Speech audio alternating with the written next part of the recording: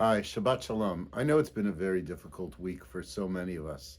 The constant reporting from the campuses around this country has created, in me anyway, a great sense of anger, some fear and uncertainty. I gained some strength and some hope from the fact that not only are Jewish organizations that are in places of leadership in this country, but that the governments in the states and in the cities where these things are taking place are being responsive, as well as a very strong statement that came from President Biden yesterday. It's very important that we continue to uphold our relationships that are positive and that we continue to tell people about our narrative. One of the disappointing aspects in all of this is that it seems that October 7th was forgotten. And so we experienced such a brutal attack on that day. You know, it's been called a modern day pogrom, and nothing like that had happened since the Holocaust. And so easily it was forgotten. And Israel's response is the focus.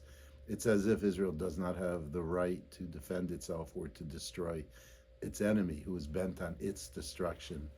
We know better and we have to move forward, and I believe that we will move forward. A word about this week's Parsha, which is called Acharei Mot, and it begins a description of the responsibilities of Aaron and the priests for Yom Kippur. And one of those rituals is the sending of two goats out into the wilderness. We know that one of those goats is going to die, and the other goat is going to be free, roaming in the wilderness. And so we ask, why is it that the fate of one goat is so different than the other? And there is no answer. And that seems to be like life itself. There's stuff that happens that we don't know why, and we can ask the question why.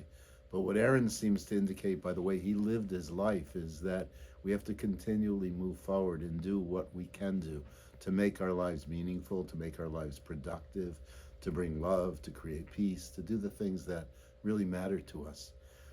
At the end of the day, there's a distinction that was defined by the great Rabbi Soloveitchik of a generation ago. He distinguishes between fate and destiny. He says fate is the stuff that's going to happen to us that we don't control, and we all know that happens. And yet we have a destiny, and with our destiny, we make a difference. That the decisions that we make, the way we become involved in matters that matter, whether it be politics in this country or whether it be our family's life, whether it be our community, or whether it just be taking care of ourselves so that we have some control over our destiny. I hope we use it well. We're so fortunate to be in a wonderful, supportive, and loving community. Shabbat Shalom.